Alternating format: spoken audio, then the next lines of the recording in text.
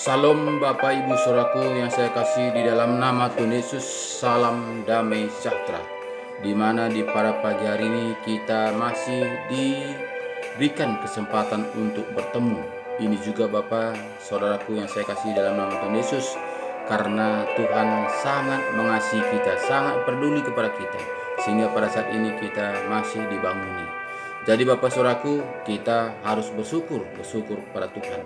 Dari itu mari kita sama-sama berdoa kepada Tuhan. Ya Bapa kami yang baik dalam kerajaan sorga, kami mengucap syukur kepada Engkau Tuhan, di mana Bapa Engkau telah membimbing, menuntun, menyertai, melindungi, menyelamatkan kami pagi, siang, sore, bahkan di malam hari tadi kami tidurnya. Dan di pada pagi ini kami telah Engkau banguni kami dengan sehat walafiat. Itu semua Tuhan Yesus kami rasakan Bapa oleh tuntunan penyertaan kamu. Kami hanya bisa mengucap syukur atas semua kebaikan-Mu Tuhan. Terima kasih Bapa, terima kasih, syukur haleluya Tuhan. Juga Bapa di pada pagi hari ini Tuhan, kami juga Bapa bisa merenungkan kepada firman-Mu.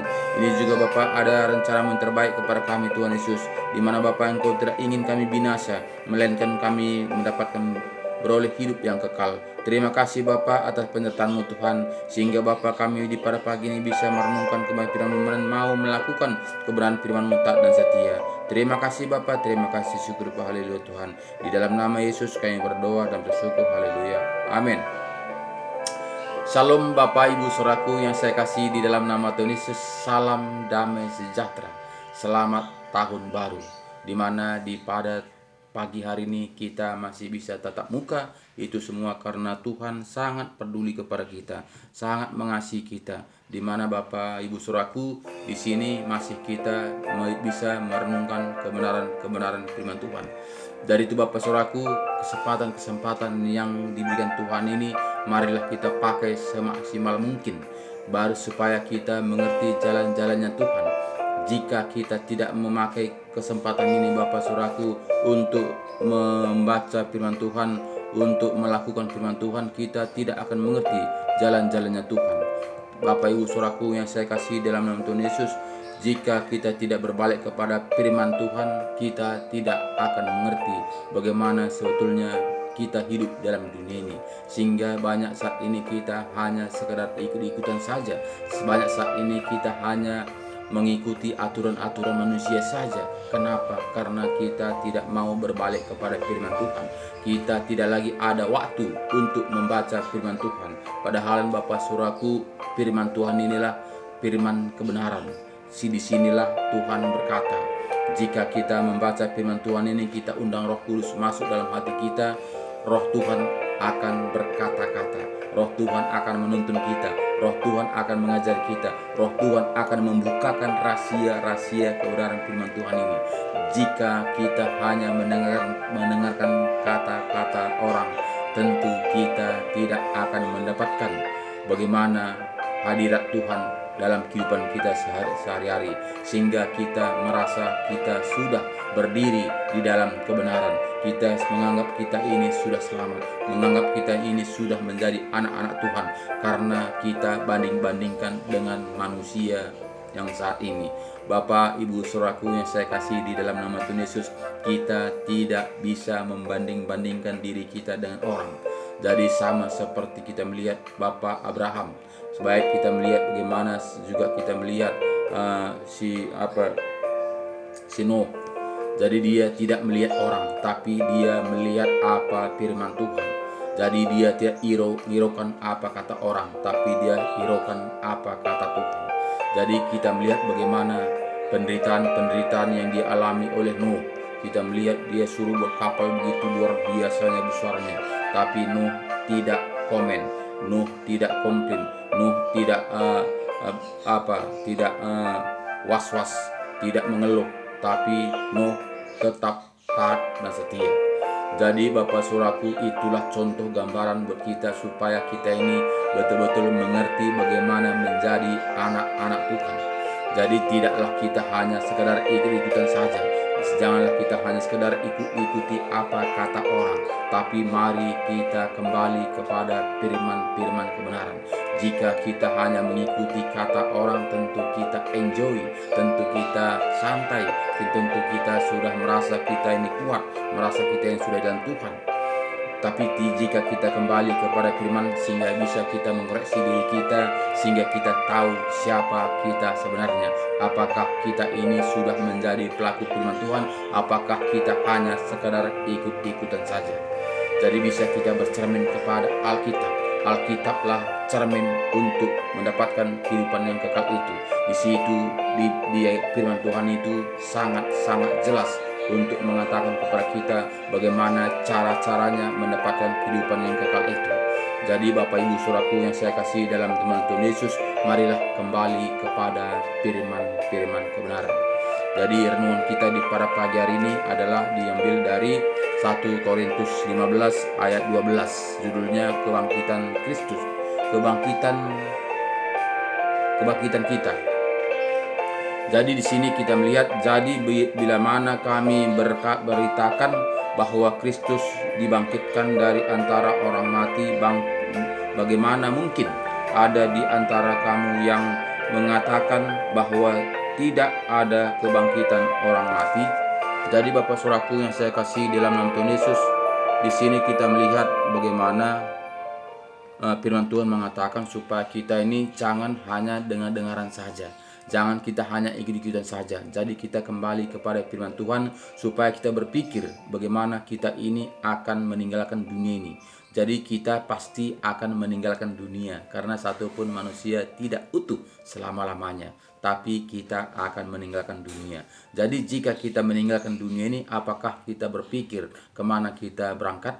Jadi di sini kita melihat, jadi bila manakah kami berkata bahwa Kristus dibangkitkan dari antara orang mati, bagaimana mungkin ada di antara kamu yang mengatakan bahwa tidak ada kebangkitan orang mati? Kalau tidak ada kebangkitan orang mati, maka Kristus juga tidak dibangkitkan.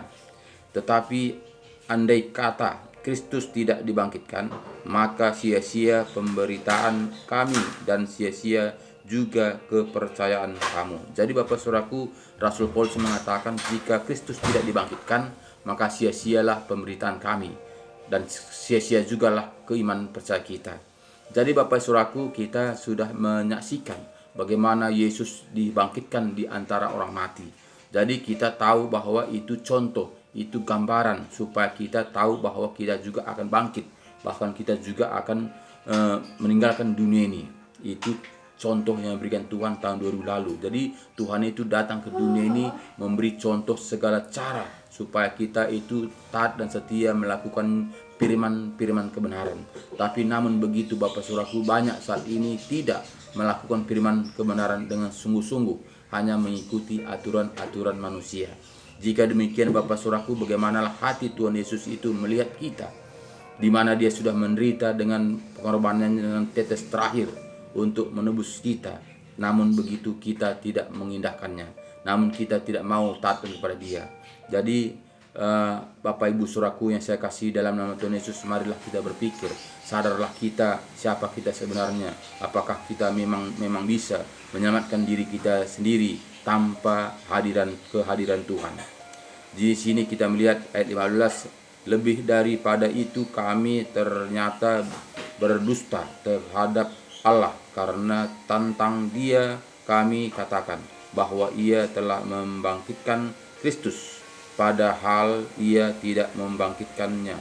Kalau andai kata benar bahwa orang mati tidak dibangkitkan. Jadi Rasul Paulus mengatakan jika kami memberitakan firman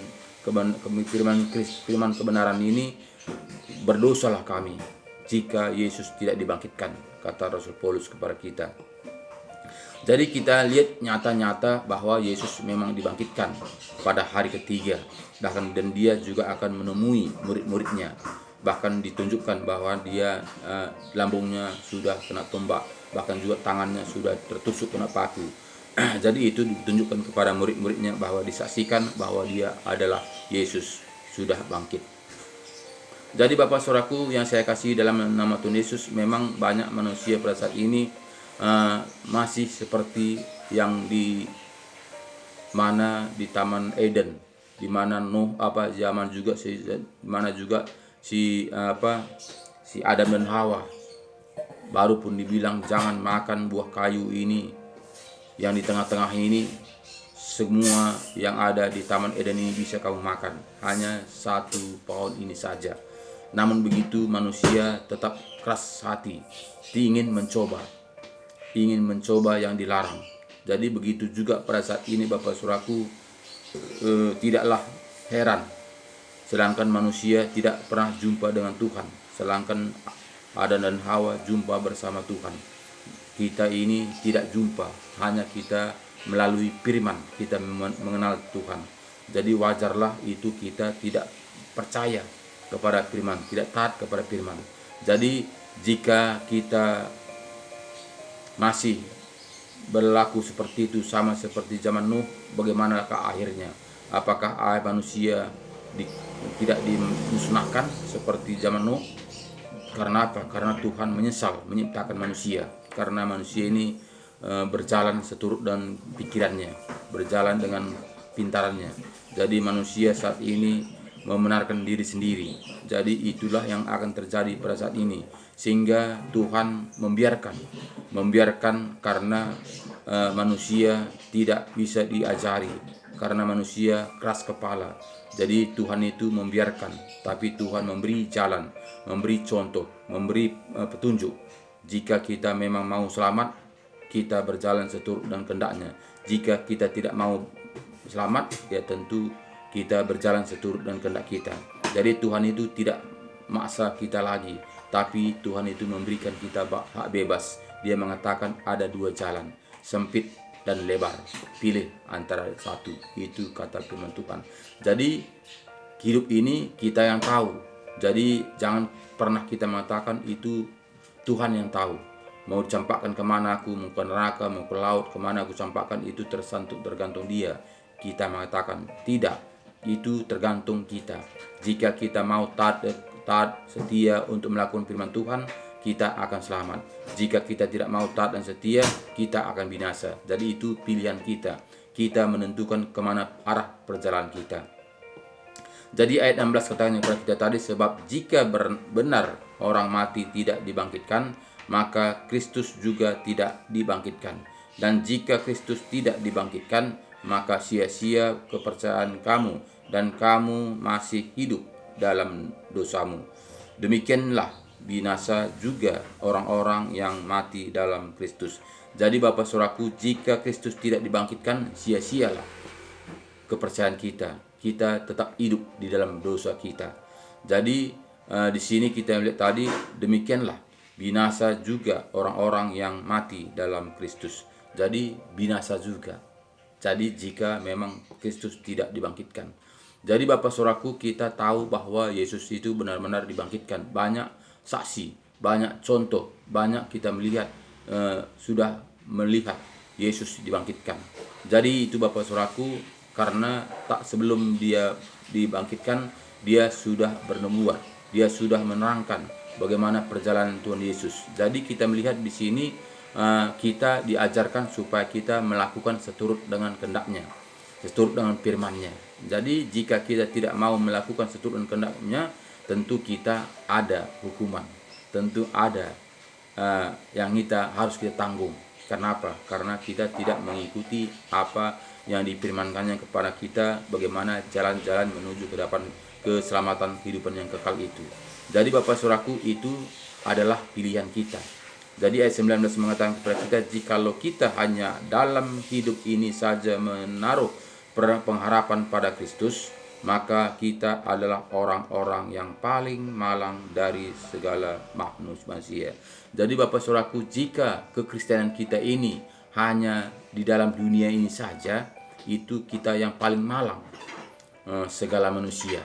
Kenapa? Karena kita menderita, karena kita itu melakukan firman Tuhan, karena kita itu tidak lagi melakukan hal-hal tentang dunia ini. Kita lagi tidak menyenangkan daging, kita tidak lagi menyenangkan pesta pora dan sebagainya, dan kita juga beda dengan anak-anak dunia ini. Jika kita tidak diselamatkan, berarti kitalah yang paling malang.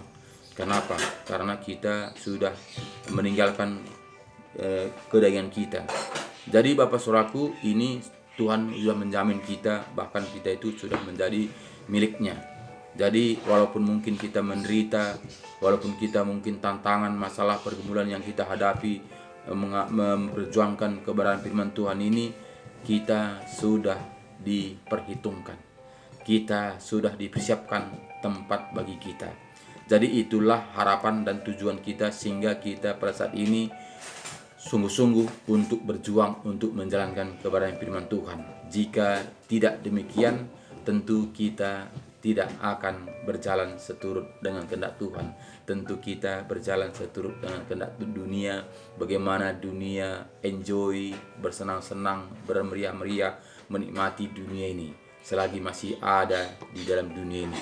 Jadi banyak memang manusia pada saat ini bersenang-senang, pesta pora untuk menikmati dunia ini. Jadi orang dunia memandang kita ini orang paling bodoh. Karena apa? Karena kita mau menyiksa diri kita mau menderita, kita mau diolok-olok, kita mau dihina, kita mau dicaci untuk berjuang mendapatkan kehidupan yang kekal. Jadi orang dunia memandang kita itu orang bodoh, kurang kerjaan. Jadi jika demikian Bapak Saudaraku, jangan khawatir. Karena apa? Karena Tuhan Yesus sudah menjamin kita, di mana Roh Kudus untuk membimbing, menuntun, menopang, menyertai sepanjang kehidupan kita sehari-hari. Itu diberikan Tuhan kemampuan buat kita. Jadi Bapak Saudaraku, banyak saat ini orang-orang Kristen suam-suam kuku, sehingga dia mengikuti dua-duanya, mengikuti Tuhan, mengikuti dunia. Jadi jika demikian Bapak Saudaraku, kemanakah arah tujuan kita? Tuhan mengatakan ada dua jalan, jadi tidak bisa dua-duanya kita pegang. Pegang jalan sempit, pegang jalan lebar, nggak bisa. Jadi kita itu harus meninggalkan salah satu. Makanya kita lihat bagaimana bangsa Israel, di mana dia orang pilihan berangkat dari tanah Mesir untuk menuju tanah Kanaan. Karena tidak bisa kita tetap di situ, kita harus berpindah, kita harus melakukan seturut dengan kehendak Tuhan. Jadi jika kita bisa tetap di situ, tentu Tuhan tidak memindahkan kita dari tanah Mesir. Jika kita bisa tetap bersama-sama dengan mereka, tapi kita harus pisah. Jadi nggak bisa kita pegang dua-duanya. Jadi kita nggak bisa pegang dunia, pegang juga kerajaan surga, nggak bisa. Jadi makanya kita melihat harus pindah dari tanah Mesir ke tanah Kanaan. Jadi kita melihat di situ memang situ nampak buahnya. Bahkan kita melihat di perjalanan sungut ada yang keluar. Karena apa? Karena manusia ingin mendapatkan keinginannya saja, ingin mendapatkan seturut dengan menyenangkan daging. Makanya semua yang berjalan di perjalanan menuju tanah Kanaan itu dia bersungut-sungut. Makanya banyak di perjalanan mati dipagut ular, mati macam-macam dan sebagainya. Kenapa? Karena bersungut-sungut. Padahal dia sudah tenang.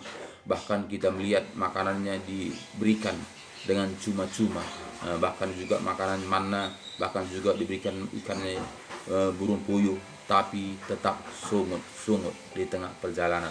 Sehingga kita melihat bagaimana yang selamat hanya Kaleb dan Joshua, bahkan juga yang lahir di tengah perjalanan. Jadi Bapak Ibu Saudaraku yang saya kasih di dalam nama Tuhan Yesus, itulah perjuangan, itulah contoh buat kita umat manusia bagaimana susahnya mendapatkan kehidupan yang kekal itu. Makanya Tuhan mengatakan banyak yang datang, sedikit yang terpilih. Sama seperti bangsa Israel di mana pindah dari tanah Mesir ke tanah Kanaan. Banyak berjuta-juta orang berangkat, tapi yang selamat cuma Joshua dan Kaleb yang lahir, baik juga yang lahir di perjalanan. Jadi begitulah susahnya untuk mendapatkan kehidupan yang kekal itu, saudaraku. Jadi jangan kita mengatakan gampang, asal Kristen saja sudah selamat, asal percaya saja sudah selamat. Tidak, tapi kita melihat di sini Bapak saudaraku, tanda-tanda yang diberikan Tuhan begitu luar biasa. Bagaimana juga kita melihat zaman Nuh Bapak saudaraku, banyak berjuta-juta manusia, tapi manusia semuanya binasa. Karena apa? Karena tidak taat setia kepada Tuhan. Jadi Bapak Saudaraku yang saya kasih dalam nama Tuhan Yesus, bukan asal Kristen, bukan asal percaya, tapi kita harus taat dan setia melakukan kebenaran-kebenaran firman Tuhan ini supaya kita mendapatkan kehidupan yang kekal itu. Jadi kehidupan kekal itu tidaklah gampang, tidaklah sama seperti apa kata manusia. Baik, supaya kita mengerti Bapak Saudaraku, coba kita berpikir secara logika. Manusia katakan asal percaya saja selamat, asal percaya saja kita mendapatkan kerajaan sorga. Bagaimana Saudaraku? Kita melihat mendapatkan PNS saja susah. Itu secara dunia dulu kita pikir. Ini tempat raja di atas segala raja. Ini masih di tempat pemerintahan di dunia ini. Itu aja susah. Banyak saingan dan harus pintar, harus cerdas baru kita mendapatkan PNS. Ini mendapatkan raja, dia menjadi anak raja, segala raja, mendapatkan kehidupan yang kekal. Kita mengatakan asal percaya saja. Itu hanya tipu daya, apa kata manusia. Jadi Bapak Saudaraku, jika kita tidak kembali kepada firman Tuhan, tentu kita dinabobokkan oleh penghuni dunia ini, supaya kita tidak mencari kehidupan yang kekal itu, supaya kita jangan menoleh kepada jalan-jalannya Tuhan, supaya kita tidak mengikutkan jalan-jalannya Tuhan. Kita dinabobokkan, sudahlah, boboklah sayang, bobok. Tenanglah kamu sudah selamat, kamu sudah dibeli dengan bebas, dengan selamat, dengan darah Yesus kamu sudah diselamatkan. Tenanglah, nina bobokkan kita. Jadi Bapak Saudaraku, jika demikian kemanakah nanti kita? Karena apa? Karena ada petunjuk. Jika tadi tidak ada petunjuk, ya memang kita pasrahlah. Ini ada sudah Tuhan Yesus sebelum tahun 2000 lalu, dia sudah memberikan contoh kepada kita, sudah memberikan Alkitab untuk kita taati dan setia. Tapi namun begitu kita tidak mau kembali kepada firman kebenaran. Tidak ada kesempatan buat Tuhan. Jadi jika tidak ada kesempatan buat Tuhan, bagaimana kita akhirnya nanti? Jadi Bapak Ibu Saudaraku yang saya kasih dalam nama Tuhan Yesus, marilah kembalilah kepada Alkitab, supaya kita mengerti jalan-jalannya Tuhan, supaya kita jangan hanya kata orang, supaya juga jangan kita hanya mengikuti apa kata orang. Jika kita hanya mengikuti kata orang, tentu dia melakukannya seturut dengan kata orang. Bagaimana kata orang Bapak Saudaraku? Tentu orang itu memperdulikan kedagingannya. Tentu dia adalah mengutuhkan kedagingannya. Karena apa? Karena rata-rata manusia ingin yang indah-indah, ingin yang enak-enak, ingin yang santai-santai. Tapi kita melihat menjadi anak-anak Tuhan tidaklah bisa santai. Harus ada penderitaan, harus ada tantangan, harus ada pergumulan. Jadi ini harus kita mengerti Bapak Saudaraku. Jadi jika kita tidak kembali kepada firman Tuhan, sehingga kita saat ini kita merasa kita ini sudah di dalamnya. Karena apa? Karena dunia mengatakan asal percaya saja, asal ke gereja saja, kamu sudah selamat. Jadi itulah yang kita lihat selama ini Bapak Saudaraku. Karena ketika kita melihat orang meninggal, semua orang mengatakan dia sudah pergi kepada Bapa. Bahkan juga kita melihat orang-orang yang meninggal itu, hamba Tuhan mengatakan, dia mengatakan pas dia meliturgikan, dia mengatakan tubuhnya kembali kepada debu, karena dari debu dia diciptakan. Rohnya kembali kepada Allah. Jadi kita semua, walaupun dia pencuri, walaupun dia perampok, walaupun dia pembunuh, walaupun dia pemabuk, walaupun dia orang jahat, jika dia orang Kristen, semua hamba Tuhan mengatakan dia sudah kembali kepada Bapa. Bahkan juga kita melihat Bapak Ibu Saudaraku yang saya kasih di dalam nama Tuhan Yesus, semua orang manusia mengatakan jika dia meninggal, dia sudah dipanggil Tuhan. Nah, jadi ini Bapak Saudaraku sering kita menjadi budaya kita, sering kita menjadi kebiasaan kita bahwa kita itu merasa kita sudah dipanggil Tuhan, merasa kita ini sudah tenang jika kita meninggalkan bumi ini, sehingga jika kita mati, kita merasa kita ini sudah tenang di rumah Bapa di sorga. Kenapa? Karena dunia mengatakan seperti itu, karena manusia mengatakan seperti itu, sudah menjadi budaya buat kita, sudah menjadi kebiasaan kepada kita. Tapi kita bukan dasarnya firman Tuhan. Jika dasarnya firman Tuhan Bapak Saudaraku, kita menyadari kemana kita pergi. Jadi ini semua Bapak Saudaraku harus kita mengerti, harus kita membuka petunjuk, di mana petunjuk itu adalah Alkitab. Di Alkitab cukup terang mengatakan bagaimana sebetulnya mendapatkan jalan-jalan kehidupan yang kekal itu. Jadi jika kita tidak melihat petunjuk, bagaimana kita bisa sampai kepada tujuan. Jadi Bapak Saudaraku itu sangatlah mustahil. Jadi Bapak Saudaraku ini semuanya kita lakukan akhir-akhir zaman ini, karena setan itu sangat licik.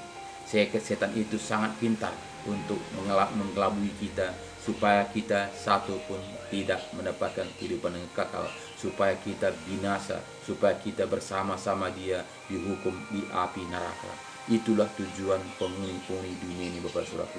Jika kita tidak sadar, kita akan terikut, kita akan berjalan seturut dengan kehendaknya tanpa kita sadari. Walaupun kita mengatakan anak Tuhan, kita digiring perlahan-lahan tanpa kita sadari.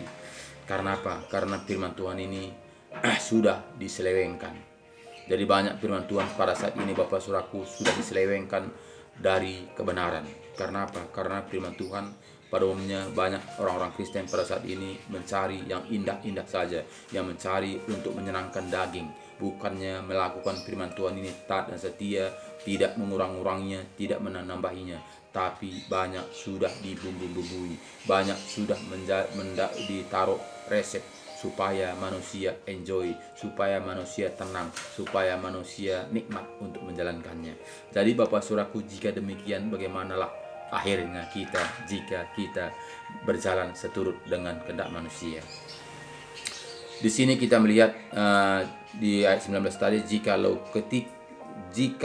kita hanya dalam hidup ini saja menaruh pengharapan pada Kristus, maka kita adalah orang-orang yang paling malang dari segala manusia. Tetapi yang benar ialah bahwa Kristus telah dibangkitkan dari antara orang mati sebagai orang sulung dari orang-orang yang telah meninggal. Sebab sama seperti maut datang karena satu orang, demikian satu orang manusia, demikian juga kebangkitan orang mati datang karena satu orang manusia. Jadi kita melihat Bapak Saudaraku, manusia jatuh ke dalam dosa adalah karena satu orang, karena Hawa. Juga kita diselamatkan oleh satu orang juga, yaitu Yesus Kristus.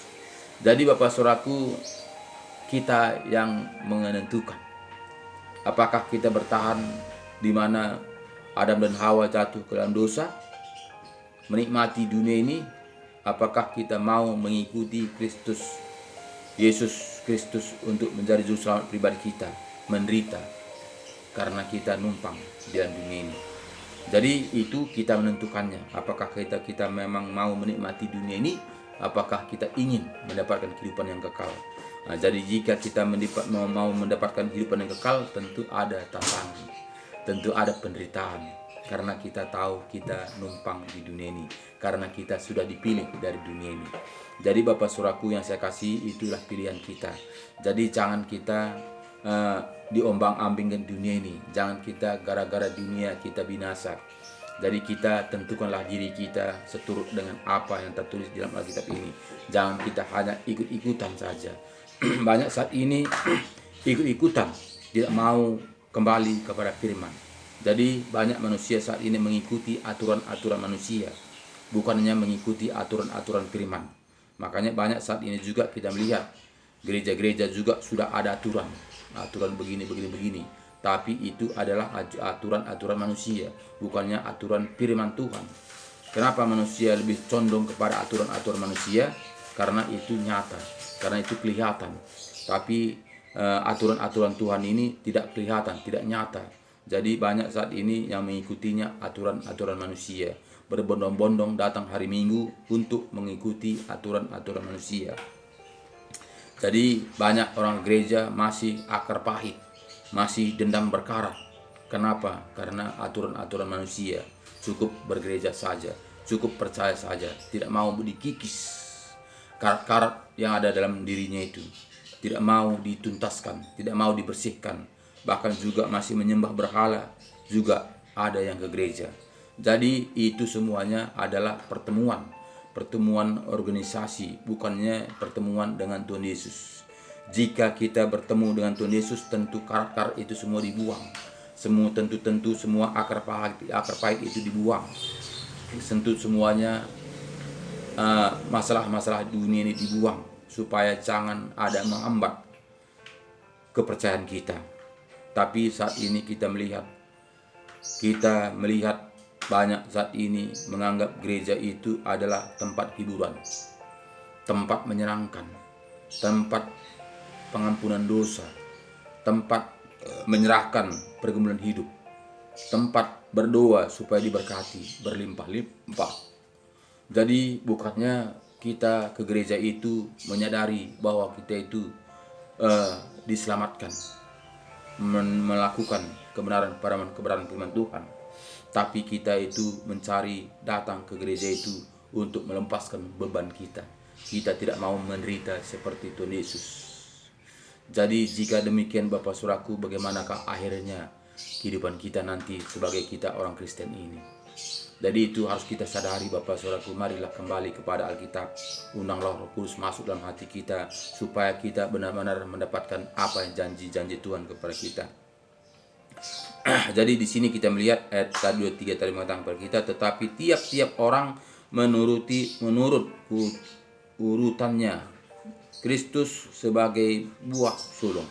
Sesudah itu mereka yang menjadi miliknya pada waktu kedatangannya, kemudian tiba kesudahannya, yaitu bila mana ia menyerahkan kerajaan kepada Allah Bapa, sesudah ia membinasakan segala pemerintahan dan kekuatan, karena ia harus memegang pemerintahan sebagai raja, sebab sampai Allah meletakkan semua musuh-musuhnya di bawah kakinya. Jadi sini kita melihat Bapak Saudaraku, kita tahu Tuhan Yesus itu sudah naik ke sorga. Dia menyediakan tempat bagi kita. Di sini tadi katakannya kepada kita, dia akan menaklukkan raja-raja, dia menaklukkan pemerintah-pemerintahan, sehingga dia akan memerintah sebagai raja. Jadi sini kita melihat ada pertolongan kepada kita, karena ia harus memegang pemerintahan sebagai raja sampai Allah meletakkan semua musuhnya di bawah kakinya. Jadi semuanya musuh-musuh kita itu diletakkan di kaki Yesus. Kita adalah pemimpin bersama Yesus, kita memerintah ketika nanti kita sudah dibangkitkan dari antara orang mati. Jadi ini haruslah kita kudus sebab Tuhan kudus.